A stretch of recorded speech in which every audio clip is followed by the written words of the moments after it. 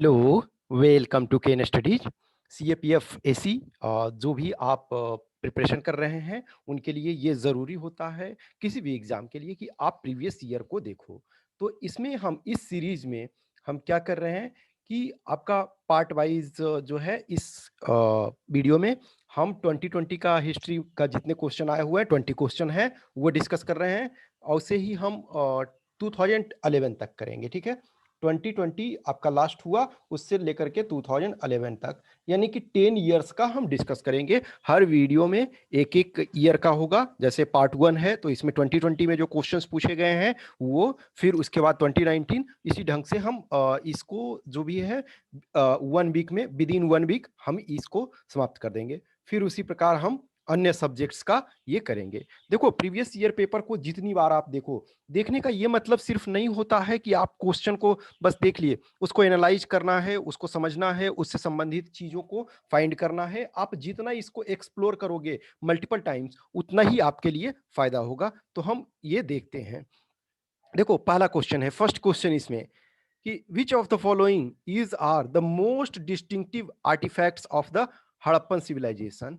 अब देखो, इसमें क्वेश्चन को आपको ध्यान में रखना है कि जो ऑप्शन है उसमें कह रहा है कि which of the following is are the most distinctive artefacts. तो मोस्ट डिस्टिंक्टिव यानी कि जो सर्वाधिक विशिष्ट शिल्प है। अब देखो, कुछ चीजें हैं, एक होता है ना कि जैसे आपके कितने फ्रेंड हैं तो आप यही बनाओगे। आपके बेस्ट फ्रेंड कौन है? तो बेस्ट फ्रेंड वो है, वो लिमिटेड ही होंगे। हो सकता है फ्रेंड आपके 100 हों लेकिन उसमें वेस्ट 3-4। तो उसी ढंग से ये जो हड़प्पन सिविलाइजेशन आज आप देखो लाइफ में बहुत सारी चीजों को यूज करते हो, लेकिन उसमें मोस्ट डिस्टिंक्टिव क्या था? देखो, हमें दो चीज का, यदि जहां 1 2 3 4 दिया हुआ है वहां दो चीज का ध्यान रखना पड़ता है। एक तो कि आपका जो है ऑप्शन इसमें क्या है, जो कोड दिया हुआ है, कोड गिवन बिलो, इसको भी देखना है। तो देखो, इसमें से जो ब्रिक्स ऑफ स्टैंडर्डाइज्ड रेशियो, ये सबसे इंपॉर्टेंट है।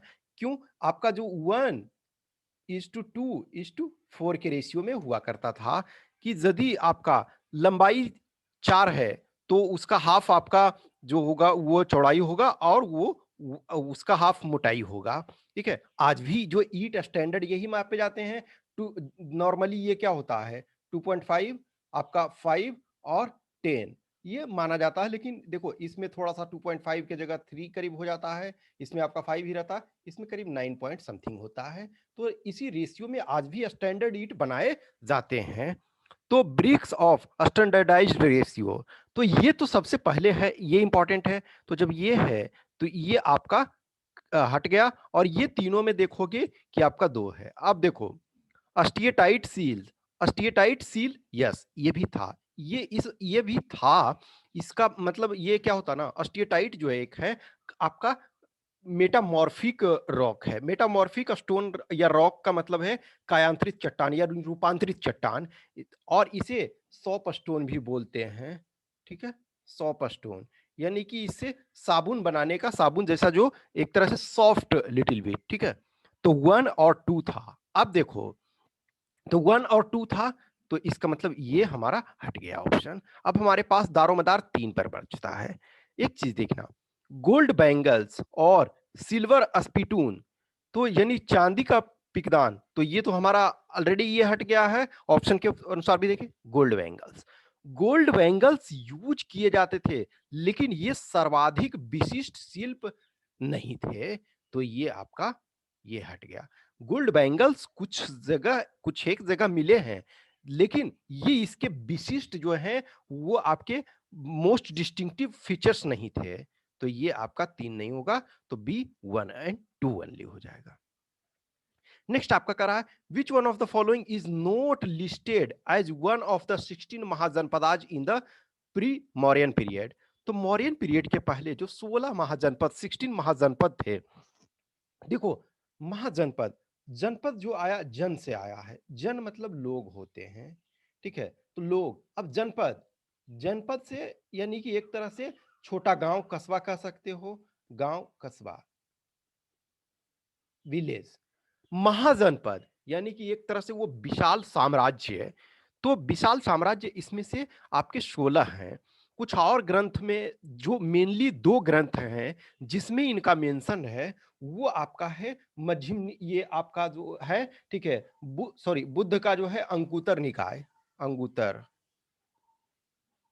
अंगुत्तर निकाय जो है बुद्ध का, बुद्धिज्म जो है उसका अंगुत्तर निकाय, और जैन का एक है भगवती सूत्र, भगवती सूत्र, ठीक है। तो जैनियों का भगवती सूत्र और बुद्ध का जो है अंगुत्तर निकाय, अंगुत्तर निकाय, ये दोनों जो हैं वो जिक्र करते हैं कि 16 महाजनपद, कुछ और हैं जिसमें 12 महाजनपद का भी ये जिक्र, लेकिन 16 महाजनपद जो है उसमें भगवती सूत्र जैन का और बुद्ध का, ये भी आपको ध्यान रखना चाहिए, अंगुत्तर निकाय, ये दोनों इसका जिक्र करता है।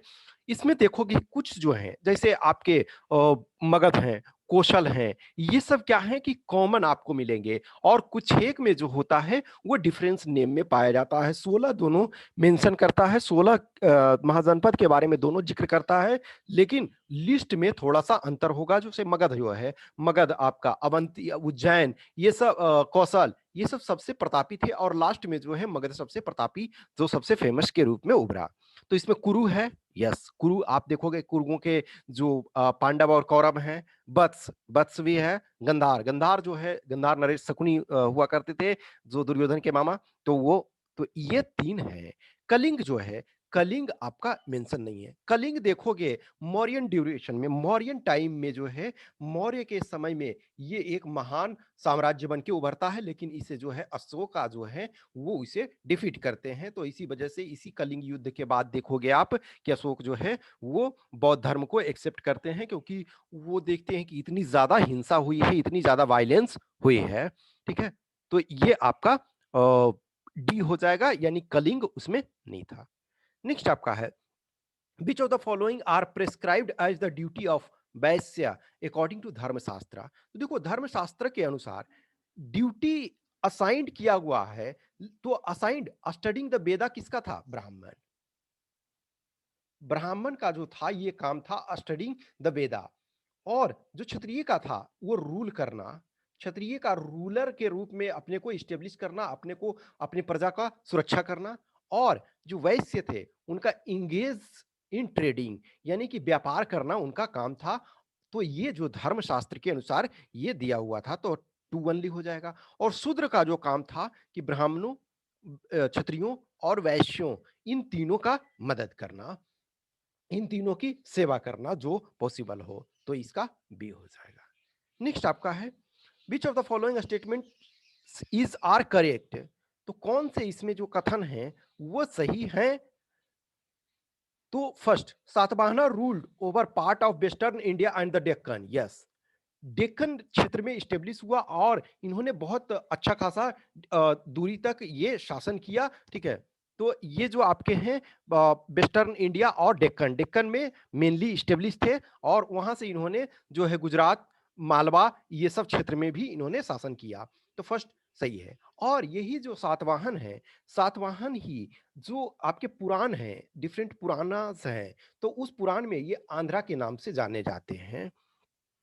तो फर्स्ट स्टेटमेंट इसमें सही है। सेकंड स्टेटमेंट का रहा कि Satavahana repaired and rebuilt Sudarshan lake, नहीं, सुदर्शन लेक जो है, सुदर्शन लेक ओरिजिनली जो है वो चंद्रगुप्त मौर्य के आदेश पर उसके गवर्नर ने वो बनाया था, बिल्ड किया था। उसके बाद जो है अशोक के टाइम में भी उसे रिपेयर कराया गया। फिर उसके बाद जो है ये शक रूलर जो हैं, रुद्रदामन, इन्होंने ये इसको रिबिल्ड किया और उसको रिपेयर किया। तो ये सेकंड स्टेटमेंट गलत हो गया। तो फर्स्ट, तो जो रुद्रदामन है वो शक का रूलर थे, शक डायनेस्टी के थे, और इन्होंने इसको मरम्मत किया। और इसका जो जिक्र है वो हमें जूनागढ़ रॉक एडिक्ट से मिलता है, यानी कि जूनागढ़ जो शिलालेख है वो उससे हमें इसके बारे में जानकारी मिलता है।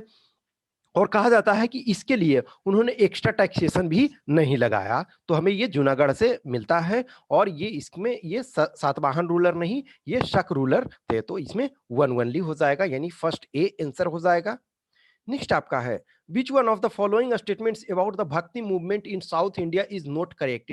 ये one of the most difficult question था। जब तक कि डिटेल में इस क्वेश्चन को नहीं जानते थे, जिन्होंने स्टडी नहीं किया था, ये ऑलमोस्ट इम्पॉसिबल था एग्जाम में उन कैंडिडेट्स के लिए जिन्होंने प्रॉपर डिटेल में नहीं पढ़ा था, क्योंकि इसमें आप तुक्का नहीं भिड़ा सकते हो। तो फर्स्ट है आपका Nalayira Divya Prabandham was also known as the Tamil Veda, यानी कि जो नालाईरा दिव्य प्रबंधम है उसको तमिल वेद के रूप में भी जाना जाता था। तो ये स्टेटमेंट फर्स्ट सही है। अंडाल वॉज एन अलवर, तो अंडाल जो थे वो एक महिला थी और वो अलवार थी। अलवर जो होते थे वो विष्णु के अनुयायी होते थे, ठीक है, विष्णु गॉड। जो देखो वैष्णविज्म एंड शैविज्म दो में बीच बीच में कुछ टाइम में सही भी रहता था जनरली, लेकिन कॉन्ट्राडिक्शन कॉन्फ्लिक्ट ये रहता था।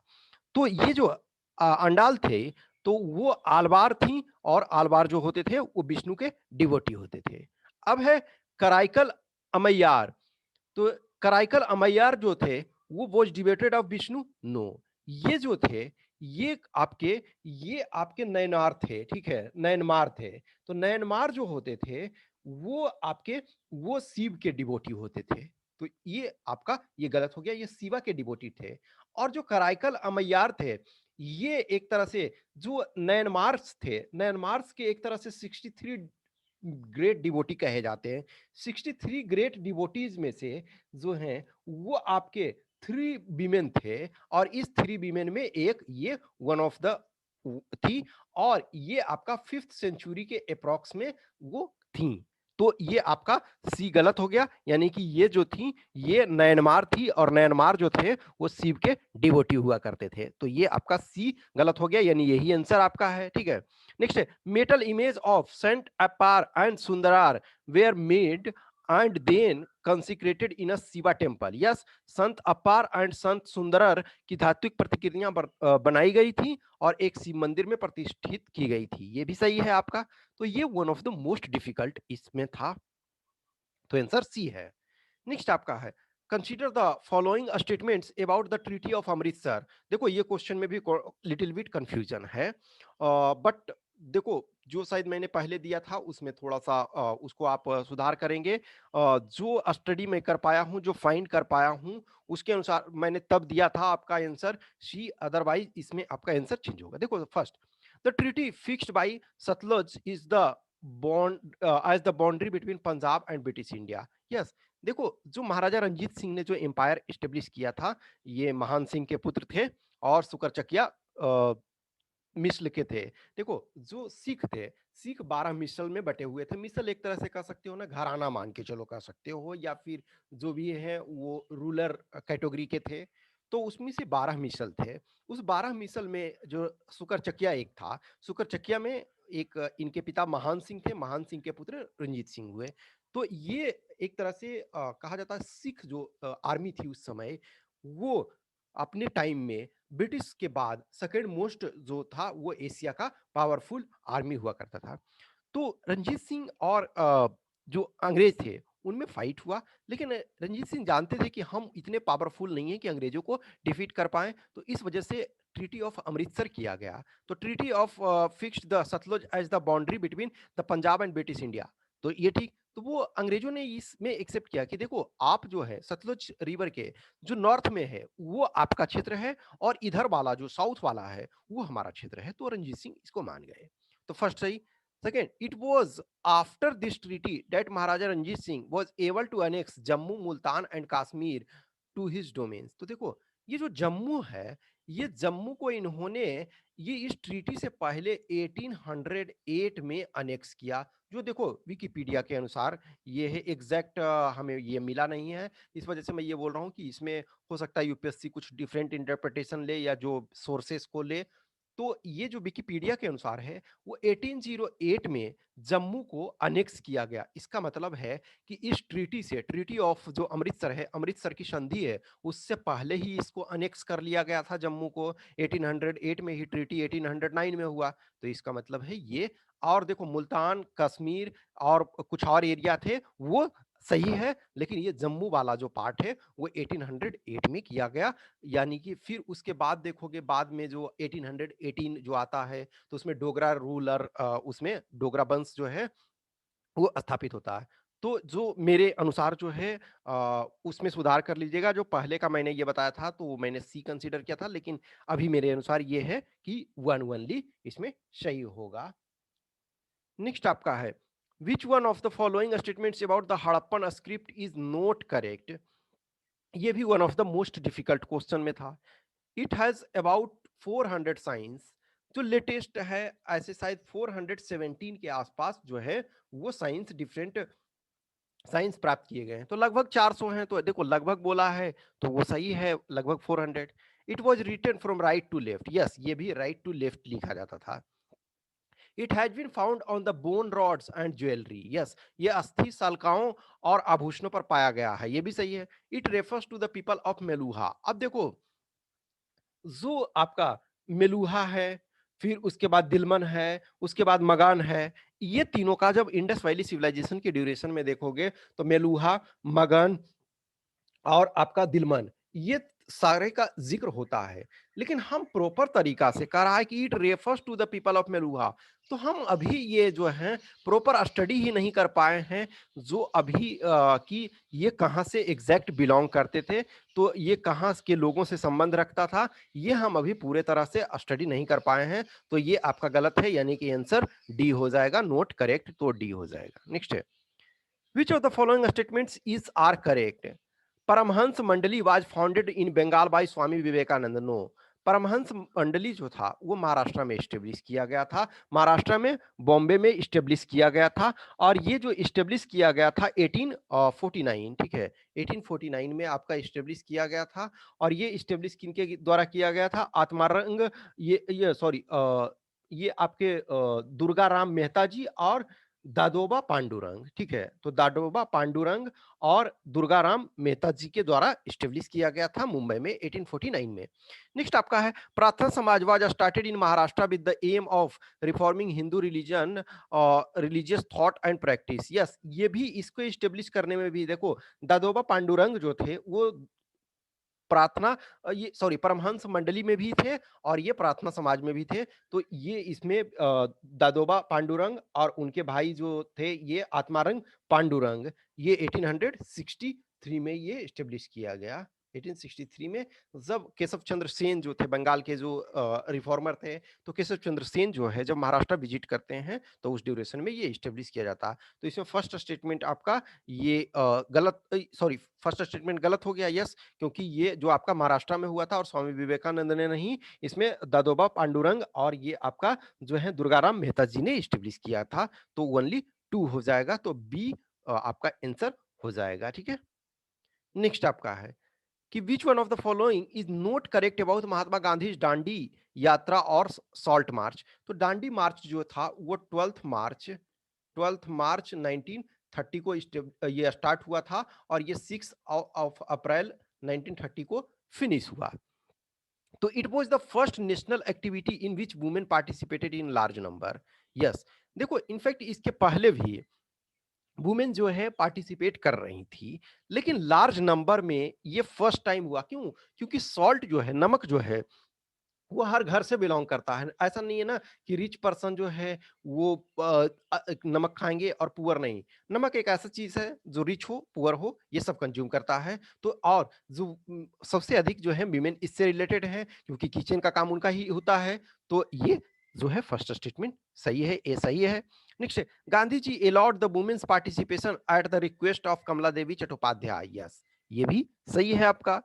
The march was fully covered by the western press. Yes देखो क्योंकि ये जो मूवमेंट था इसको चलाने में गांधी जी ने पूरा अपना एड़ी चोटी का जोर लगा दिया था और उन्होंने एक बहुत बड़ा रिस्क भी लिया था कि सारे वेस्टर्न मीडिया प्रेस को सारे को इत्तिला कर दिया था कि देखिए हम ऐसा है कि ये हमारे लिए जीने और मरने का प्रश्न है, ये हम अब साबरमती आश्रम को छोड़ रहे हैं और तभी हम साबरमती आश्रम लौटेंगे जब भारत आजाद हो जाएगा और अन्यथा नहीं लौटेंगे। और अनफॉर्चुनेटली भारत को आजाद तो गांधी जी करवा ले गए, लेकिन उनके पास फिर देश में दंगे हिंसा हो रही थी, तो गांधी जी कभी लौट नहीं पाए साबरमती आश्रम उसके बाद छोड़ने के बाद। फिर उसके बाद वहां उन्होंने महाराष्ट्र में वर्धा में उन्होंने अपना आश्रम वर्धा आश्रम स्टेब्लिश कर लिया।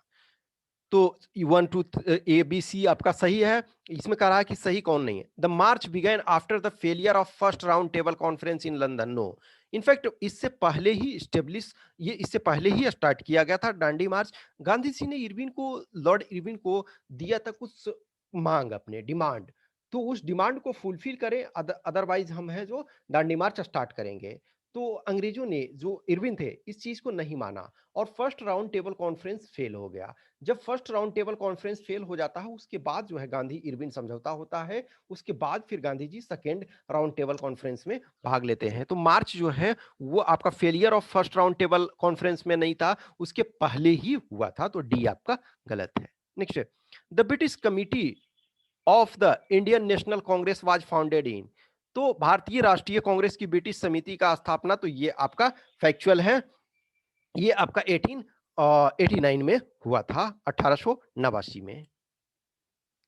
Next, Tamilakam was the name of the ancient Tamil country that included। देखो तमिलकम जो है, ये एनसीईआरटी में आपका एक जगह जिक्र है। एनसीईआरटी जब हिस्ट्री वाला पढ़ोगे उसमें आपको जिक्र मिलेगा, लेकिन एग्जैक्ट जो स्पेसिफिक आपको डिफाइन नहीं, जब तक आप डिटेल में एनालाइज नहीं करोगे।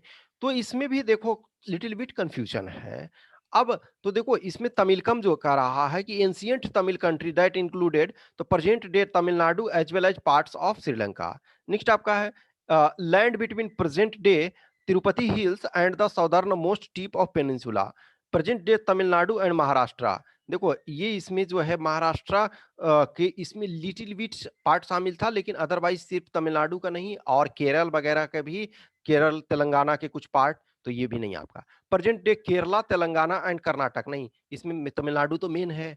तो ये अब देखो ए और बी में यदि आपका कंफ्यूजन है तो इसमें भी यूपीएससी के इंटरप्रिटेशन पे मायने रखता। अदरवाइज जो प्रॉपर तरीका से, जो मेरे अनुसार है, मेरे ओपिनियन में है, वो आपका जो है land between present day Tirupati hills and the southern most tip of the peninsula, तो ये आपका जो है मोस्ट अप्रोप्रिएट है। लेकिन अब श्रीलंका वाला पार्ट है, तो इसको यूपीएससी क्या कंसीडर प्रॉपर करती है, तो अदरवाइज इसको भी ये स्टार लगा करके रखो, लेकिन मेरे अनुसार ये बी में है। एक बार फिर और देख लेना, फिर आप डिस्कस डिबेट कर सकते हो, कोई सुनिए। नेक्स्ट आपका, who among the following is the author of Kirat Arjuniya. तो किराट अर्जुन्या जो है वो आपका भारवी के द्वारा लिखा गया है, भारवी के द्वारा लिखा गया है। उसमें क्या होता है ना, किराट, किराट का मतलब होता है एक जो हिल ट्राइब जो होता है, हिल ट्राइब। तो कहते हैं ना कि अर्जुन को पाशुपतास्त्र चाहिए था जब अर्जुन एग्जाइल में रह रहे थे, यानी कि जब अर्जुन और पांडव जो थे वो जुए में हारने के बाद 12 वर्ष तक वनवास और 1 वर्ष का अज्ञातवास, तो वनवास के ड्यूरेशन में रह रहे थे। तो कृष्ण ने बोला कि ऐसा है कि आपको पाशुपतास्त्र, जो अर्जुन को बोलते हैं कि आप महादेव को प्रसन्न कीजिए और पाशुपतास्त्र प्राप्त करो और स्वर्ग जा करके वहां से दिव्यास्त्र प्राप्त करो। तो कहते हैं कि जो अर्जुन को घमंड था कि मैं सर्वश्रेष्ठ जो धनुर्धारी हूँ, तो शिव जो है, लॉर्ड शिवा जो है, वो किराट के फॉर्म में, यानी कि जो ट्राइबल हिली ट्राइबल है उसके फॉर्म में आते हैं, और एक सुअर के फॉर्म में, एक राक्षस जंगली सुअर के फॉर्म में आता है।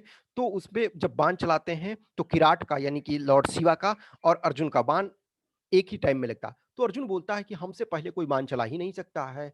तो और एक ये किराट है, तो हमारे गुरु होते, आचार्य द्रोण होते या फिर और भीष्म पितामह होते तो बात मान लिया जाता, लेकिन एक किराट कैसे हमसे पहले ये बाण चला सकता है। तो दोनों में फाइट होता है कि यस, ये बोलते हैं कि हमारा है ये सुअर, और वो बोलते हैं हमारा है, तो उसी में फाइट होता है। तो फाइनली फिर अर्जुन उन्हें पहचानता है, तो ये आपका भारवी है। ठीक है। Next, which one of the following is the correct description of Kandariya Mahadev. तो कंदरिया महादेव जो है, देखो एलिफेंटा भी अपने आप में इंपॉर्टेंट है, इसको भी आपको जानना चाहिए। The title of the work by Bhatti, no. The capital of Chandela king, no. A temple at Khajuraho, तो खजुराहो में जो है ये कंदरिया महादेव जो है वो खजुराहो में एक आपका टेम्पल है, और वो बहुत अच्छा टेम्पल है। नेक्स्ट आपका, consider the following statements about the Lingayats. Lingayats जो है वो कर्नाटक के जैसे बी एस येदुरप्पा जो हैं, बी एस येदुरप्पा देखोगे कि सेंट्रल लीडरशिप नहीं चाहती है कि वो वहाँ के चीफ मिनिस्टर रहें, लेकिन फिर भी वहाँ है। क्यों? क्योंकि वो लिंगायत कम्युनिटी से बिलोंग करते हैं, और लिंगायत जो है कर्नाटक का सबसे बड़ा जो है वो रिलीजियस कम्युनिटी है। तो दे bury their dead। यस, ये फर्स्ट स्टेटमेंट आपका सही है कि वो अपने जो मृतक हैं उन्हें वो मिट्टी में गाड़ते हैं। देखो अभी ये काफ़ी चर्चा में है कि बहुत सारी लाशें जो है देखो गंगा में मिल रही हैं। लोगों के पास बहुत लोगों के पास पैसे नहीं है, जो लोग हिंदू धर्म में जलाते हैं, वो लोग भी बहुत बार अपने को फेंक दे रहे हैं या फिर उनको आस-पास जो बालू है उसमें गाड़ दे रहे हैं। तो दे बरी देयर डेड। यस, सही है, अपने मृतकों को मिट्टी में गाड़ते हैं। Next, they are great believers in the caste system specially in the theory of purity and pollution. No, ये नहीं है। इनफैक्ट इन्होंने जो कास्ट सिस्टम था उस चीज़ का ये घोर विरोध किया और सबको अपने में शामिल कर किया। तो प्यूरिटी और पॉल्यूशन और ये सारी चीज़ों में वो बिलीव नहीं करते थे। तो ये सेकंड स्टेटमेंट आपका गलत हो गया, फर्स्ट सही है। तो देखो जब फर्स्ट आपका सही है और सेकंड गलत है, तो जो सेकंड गलत है तो ये गलत आपका हो गया, ये गलत आपका हो गया और फर्स्ट स्टेटमेंट अभी सही है, तो अब थर्ड पर हमारा पूरा दारोमदार है। They are against child marriage and favour widow marriage. Yes, ये भी सही है, तो आपका डी आंसर हो जाएगा। नेक्स्ट है, at which one of the following places is the Vitthala temple located. ये डायरेक्ट आप एनसीईआरटी में आप पढ़ोगे हिस्ट्री में तो ये आपको डायरेक्ट फैक्चुअल आपको मिल जाएगा। तो ये क्या है, हम्पी में है। ठीक है, अभी हम्पी जो है वर्तमान में कर्नाटक राज्य में स्थित है। नेक्स्ट आपका है, consider the following statements about Sulah A cool. तो सुलह ए कूल के बारे में कह रहा है, it means absolute peace. Yes, इसका अर्थ है परम शांति। तो फर्स्ट स्टेटमेंट आपका सही है, तो आपका ये दो गलत हो गया। अब एक तरह से हमारा दारोमदार जो है वो 3 पर है क्योंकि दो दोनों में है। It provided for freedom of expression to all religions and schools of thought. Yes, इन्होंने सिर्फ देखो उस समय क्या था, रूलर मुस्लिम थे और जो आपकी मेजॉरिटी पॉपुलेशन थी वो आपको मुस्लिम इस्लाम को फॉलो नहीं करती थी। तो अकबर ने कहा कि जो हम मुल्ला हैं, जो इस्लामिक स्कॉलर हैं, हम सारे इनकी बात मानने लगेंगे तो हम प्रॉपर तरीका से रूल नहीं कर पाएँगे और किंगशिप को एक तरह से किंगशिप से अलग करना है। जैसे सबसे पहले उसके फेमस आपके अलाउद्दीन खिलजी होते हैं, लेकिन अलाउद्दीन खिलजी डिफरेंट टाइप के रूलर थे। अकबर जो था कि सबको हम बराबर तरीके से ये इम्पोर्टेंस दें। तो ये सही है। नेक्स्ट, आइडियल ऑफ सुल ए cool was implemented through state policies. Yes, Akbar ने अपने जो भी शासन करने वाले अधिकारी थे उनसे ये बता रखा था कि यस हमें सारे चीजों को राज्य की नीतियों के माध्यम से हमें ये सुलह ए कूल को अपनाना है, उसको ये करना है। इसी वजह से देखो कि जजिया समाप्त कर दिया गया और बहुत सारे जो डिफरेंट डिवीजन थे, डिस्टिंक्शन थे कि मुस्लिमों को अलग प्रिविलेज दिया जाता था, वो सारे के सारे इसने ये खत्म कर दिया। तो यानी कि पॉलिसी के तहत कि यस राज्य की जो नीतियां हैं वो सबको एक समान ट्रीट करे। तो आपका बी आंसर हो जाएगा, ऑल 1 2 3। नेक्स्ट आपका, विच one of the following statements about the religious policies of the Mughal king is not correct. तो देखो ये दोनों क्वेश्चन मुगल से ही आपका ये बिलोंग करता है और इनफैक्ट अकबर से ही दोनों क्वेश्चन ये बिलोंग करता है। तो इसमें से आपका क्या है कि करा कि नोट करेक्ट है। देखो इस बार जो है नोट वाला बहुत सारे क्वेश्चन दिए गए हैं। तो tax on pilgrimage was abolished in 1563 and the jizya tax on non Muslim subjects was abolished in 1564। तो ये आपका दोनों सही है। ठीक है, ये 1563 डायरेक्ट एनसीईआरटी से लिया गया। Akbar issues instructions to his officers to follow the policy of religious toleration. Yes सही है। इनफैक्ट इसके पहले क्वेश्चन में भी देखो तो ये आपका उससे भी आपको ये पता चल जाएगा। नेक्स्ट है, not all Mughal emperors give grant to the building and maintenance of places of worship. देखो पूजा के स्थलों को, पूजा का स्थल का मतलब है कि सब धर्मों के संबंधित, तो सब धर्म मतलब है कि किसी भी धर्म से संबंधित हो सकता है। तो not all Mughal emperors give grants, in fact सारे मुगल इंपेयर थे इन्होंने ग्रांट्स दिया। यस, आपको ये लगता है बहुत बार कि जैसे जो आपके औरंगजेब थे, औरंगजेब ने काफी मंदिरों को तोड़ा, काफी मंदिरों को तोड़ा, वो डिफरेंट पॉलिसी उसकी थी, कहीं ना कहीं वो डिफरेंट उनका रूल का क्राइटेरिया था। अदरवाइज ग्रांट्स जो हैं वो सारे मुगल इंपेयर्स ने building and maintenance of places of worship. तो ये किसी का ये स्पेशल मंदिर और मस्जिद नहीं है, ये सिर्फ पूजा स्थल के बारे में कह रहा। तो सारे के सारे ने ये किया, तो ये आपका गलत है, तो आंसर यही हो जाएगा। नेक्स्ट है, grants were issued for the repair of a number of temples in the reign of Shahjahan and Aurangzeb after they had been destroyed during war. ये भी सही है, तो आपका सी गलत हो गया, तो सी आंसर है। Next, Tulsidas was the author of. तो तुलसीदास किसके थे? रामचरितमानस। देखो रामचरितमानस जैसे ही आता है तुलसीदास आपका नाम सामने आ जाता है। ठीक है, नेक्स्ट। फिर उसके बाद पदावली। देखो पदावली जो है वो डिफरेंट ऑथर्स के द्वारा लिखे गए हैं, इसके एग्जैक्ट ऑथर आपके नहीं मिलते हैं, वो उसमें बहुत सारे लोग कंपाइलेशन किए हैं, तो इसमें तुलसीदास नहीं है। तो वन है और टू नहीं है। ठीक है, तो वन है और टू नहीं है। तो अब हमारे पास ये हट गया, तो हमारे पास या तो वन या थ्री। थ्री पे अब हमारा मेन दारोमदार है। कवितावली, कवितावली भी तुलसीदास लेखक हैं, तो इसका डी हो जाएगा। नेक्स्ट है, on which one of the following conditions did the Maratha agree to serve the Mughal king with a cavalry contingent of 15,000 in the early 18th century? देखोगे कि अर्ली 18th सेंचुरी यानी कि 1707 में जो औरंगजेब का डेथ होता है, तो औरंगजेब के डेथ के बाद जो है, जो साहू थे यानी शिवाजी के पौत्र जो थे, संभाजी के पुत्र, इन्हें जो औरंगजेब था वो अपना बंदी बनाया हुआ था आगरा में। तो जब औरंगजेब की डेथ होती है तो उसके बाद मुगल जो होते हैं वो उसको साहू जी को छोड़ देते हैं। साहू जी जाते हैं वहाँ, ताराबाई से अपनी आंट से फाइट करते हैं, उसके बाद वहाँ वो अपना मराठा साम्राज्य स्टेब्लिश कर लेते हैं और वो छत्रपति साहू जी ये क्या यानी इनको भी छत्रपति का उपाधि दे दिया जाता है।